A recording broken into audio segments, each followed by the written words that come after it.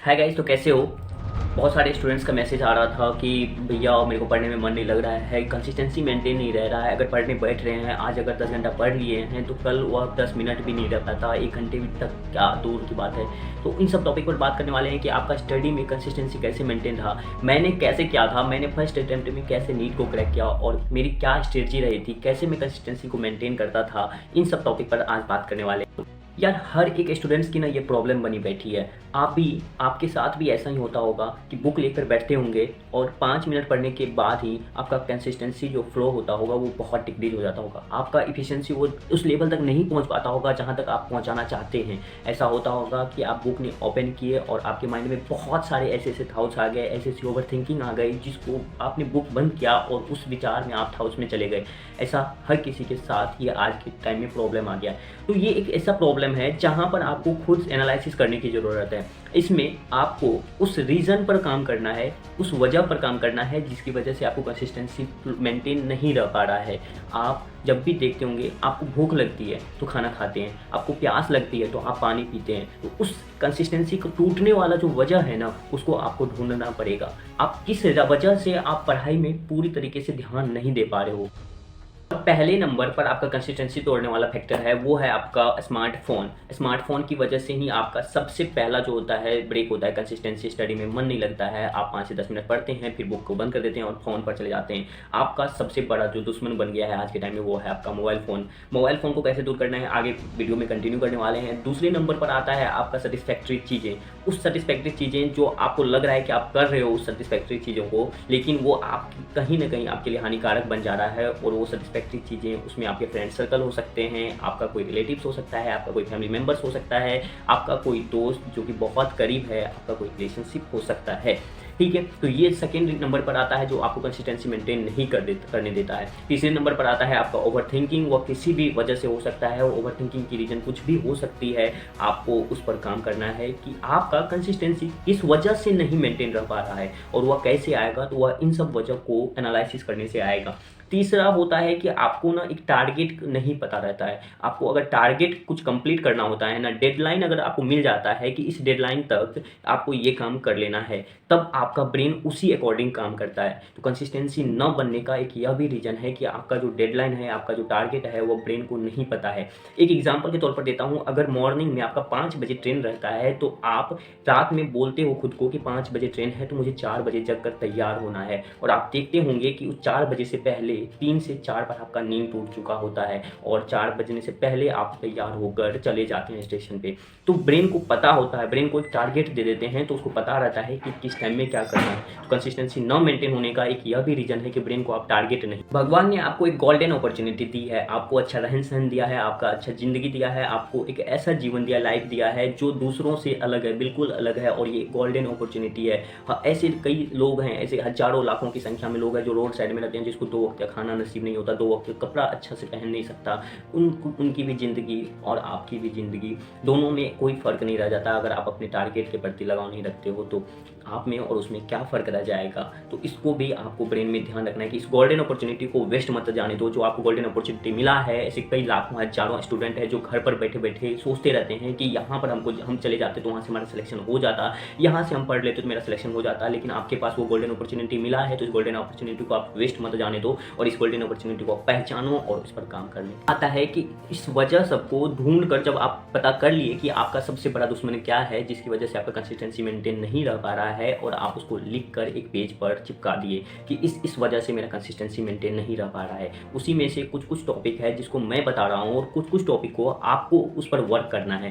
पहला एक होता है कि आपको अपने आप से क्वेश्चन पूछने की आदत डालनी चाहिए। पहला कि आपका पर्पस क्या है। ठीक है, आप स्टडी कर रहे हो ना तो आपका पर्पस पता होना चाहिए। और दूसरा होता है कि आपका जो गोल है, टारगेट है, उसको जगह जगह दीवार पर चिपका दो। आप अपनी नोटबुक के ऊपर लिखो, आप अपनी टेबल के ऊपर लिखो, आप अपनी हैंड पर लिख लो, आप अपने वॉलपेपर में लगा लो, दीवार पे लगा लो। हर जगह आपका टारगेट लिखा हुआ रहना चाहिए। जहाँ पर भी नजर जाए तो उस टारगेट को पता रहना चाहिए आपका कि इस टारगेट को हमको अचीव करना है, और उस टारगेट पर आप वर्क करोगे तो आपको कहीं ना कहीं वो एक ब्रेन को पता चलेगा, और वो इम्पल्स जब स्टिमुलस ब्रेन को जाएगा तब आपको काम करने में भी मन लगेगा और उसकी वजह से कंसिस्टेंसी मेंटेन रहेगी। दूसरा, ब्रेन में अपने आप को उस लायक बनाओ, कुछ टॉपिक गोल सेट करो और उस गोल को ना बड़ा मत रखो। कोई अगर आज का टारगेट रख रहे हो कि ये टॉपिक को कंप्लीट करना है, हमको रात तक में फिनिश कर लेना है, तो उस गोल को एक छोटे से टॉपिक पर नोट डाउन कर लो कि इस टॉपिक को आज कंप्लीट कर लेना है। टारगेट अपने आप में बड़ा मत रखो, छोटा छोटा टारगेट करो। जैसे आज 2 घंटे का काम है तो 2 घंटा हमको बहुत अच्छे से कर लेना है, 2 घंटे से ज़्यादा वाला टारगेट नहीं रखना है।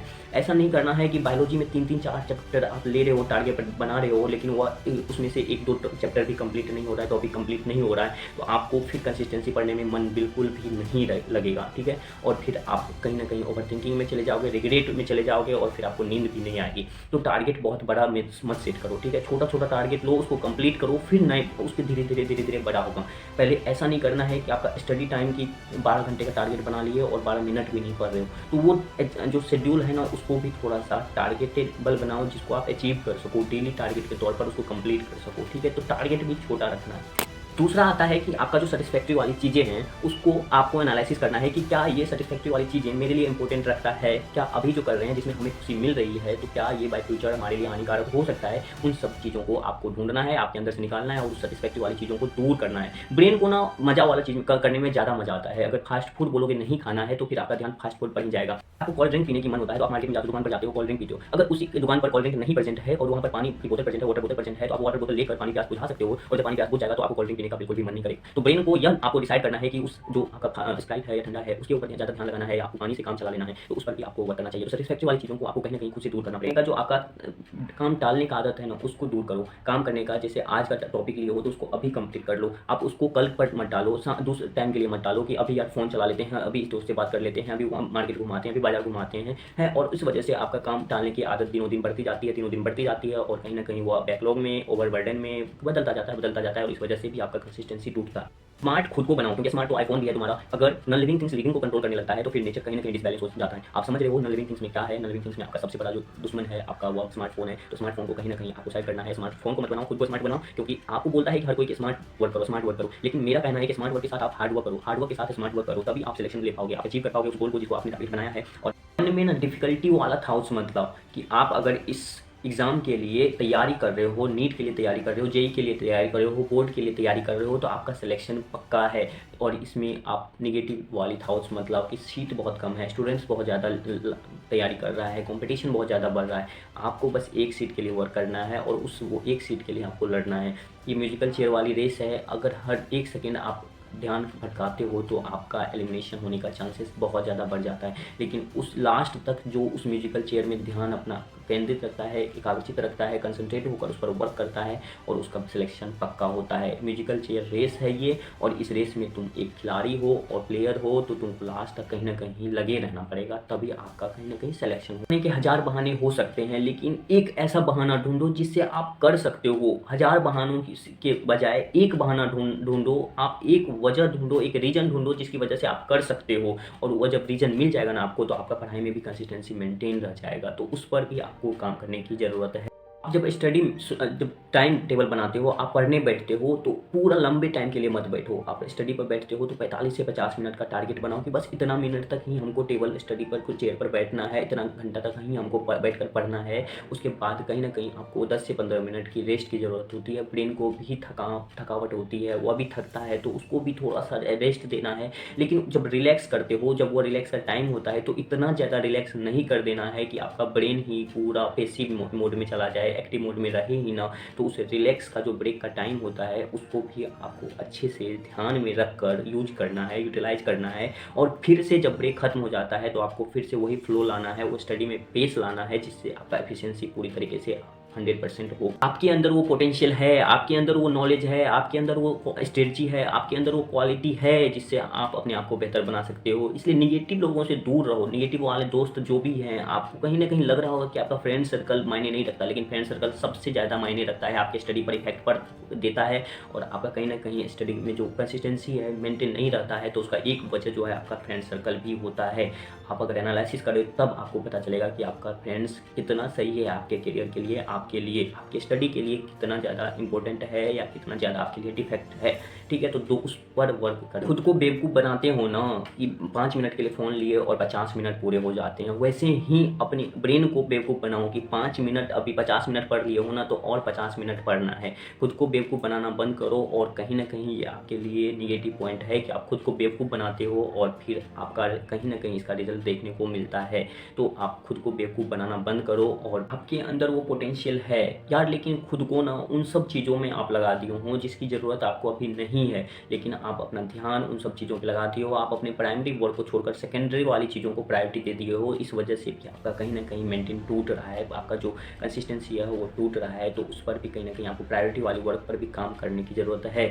देखो आपके लिए क्या प्रायोरिटी है, क्या सेकेंडरी है, और उस पर भी काम करो। अभी जब डिसीजन नहीं लोगे टाइट वाला तो फिर आपको कहीं न कहीं फ्यूचर में प्रॉब्लम होगी। तो अभी एक ऐसा डिसीजन ले लो जो आपको कहीं न कहीं फ्यूचर में बेस्ट करियर दे देगा।